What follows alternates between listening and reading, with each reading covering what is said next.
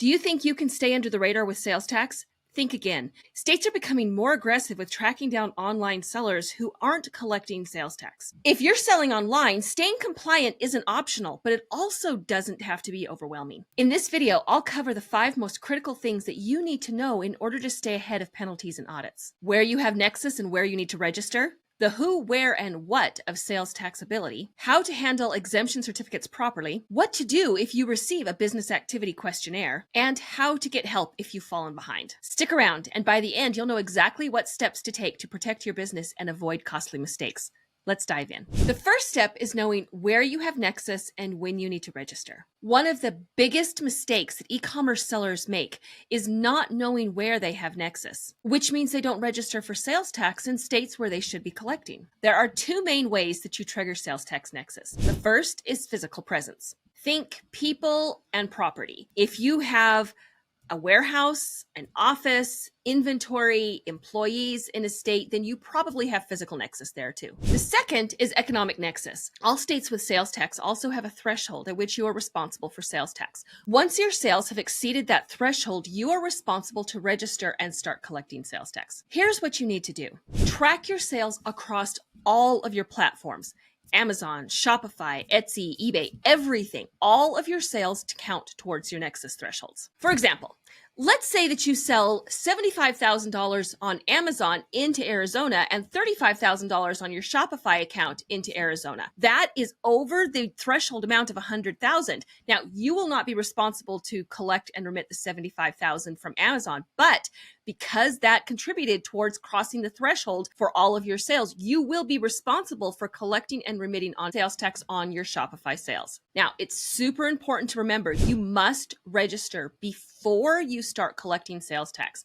It is illegal to collect sales tax without a permit. And watch out for aggressive states like California, Illinois, and Texas. They are tracking down sellers hard and are even buying seller information so that they can find businesses who haven't registered. Don't assume you're safe just because nobody has contacted you yet. States are becoming more and more aggressive and are starting to move hard against businesses who have not registered. The safe bet is to stay ahead of them. The next thing we're going to talk about is the where, who, and what of sales taxability. Sales tax isn't just about charging a flat rate. It depends on where the sale happens, who is buying, and what is being sold. There's complexity in each of them, but you can kind of think of them as gates. Where unlocks who, which unlocks what. Let's break it down. Where is first because location determines the tax rate. Sales tax is calculated on the ship to address. For example, if you're in California and you sell a product into Utah, it's not the California rates that apply, it's the Utah rates. Always set up your sales tax engine to collect based on the destination-based rules for each state. Who is next?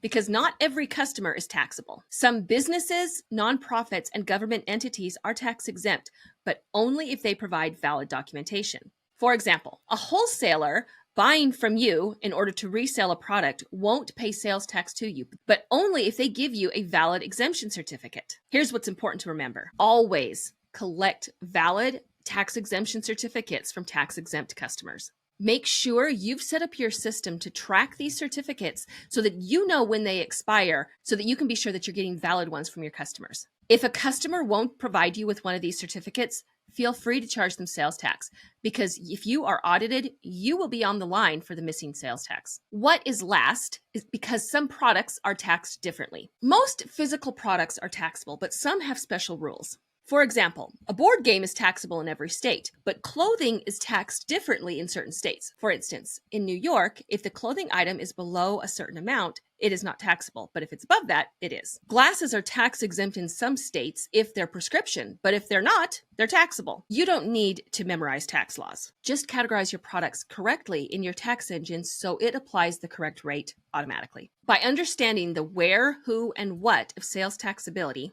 you avoid mistakes, charge your customers correctly, and stay compliant. The third thing is what to do if you receive a business activity questionnaire. Have you gotten a letter from a state asking about your sales tax? Don't ignore it. These pre-audit questionnaires are being sent to businesses by states who suspect that those businesses should be collecting sales tax. States that are sending the most of these right now are Illinois, Washington, Maine, Massachusetts, Arizona, Wisconsin, and New York. Make sure you take action. Read the questionnaires thoroughly. Some states are asking for 3+ years of sales data. If you aren't past the threshold, make sure that you're responding with proof. If you have crossed the threshold but aren't yet registered, you may want to consider talking to a sales tax expert like the ones here at Ledger Gurus. We can help you work through what will quickly become a sticky situation. Just so you know, if you ignore a questionnaire, you can pretty much guarantee that you're going to be audited. So respond promptly and thoroughly. Now, how do you get some help if you've fallen behind? If you've missed registering in states or you have fallen behind in your sales tax payments, you need a plan in place before the states catch up with you. Here are some of your options. You may want to get a nexus analysis so that you know exactly where you need to register. Consider doing a voluntary disclosure agreement. Many states reduce penalties and limit look-back periods if you come forward voluntarily before they find you. This can save you thousands of dollars in penalties. It can reduce your look-back period from up to 8 to 10 years down to maybe 3 to 4. And it can reduce your risk of being audited. Please note that once you've been contacted by a state, a VDA is no longer on the table, which is unfortunate. The point is, don't wait for the state to find you. Reach out to Ledger Gurus. We can help. If you'd like more information on VDAs, we have a whole video about them. You can find that video here or by clicking on the link in the description below. And now, if you're already being audited, don't go it alone. Ledger Gurus can help, so reach out. We can help guide you through the process. Lastly, we also do full service compliance. We can do your registrations, your filings, and provide ongoing support so you can stay compliant without the headache and stress of trying to do it yourself. Sales tax compliance is getting more complicated, but you don't have to handle it alone. If you need help with Nexus, registrations, or getting caught up, be sure to reach out to us at the link in the description below. We also have a lot of different resources for you. You can find all of them below. If you found this video helpful, be sure to like it, subscribe, and ask any questions that you have in the comments. We'll be happy to get back with you. See you in the next one.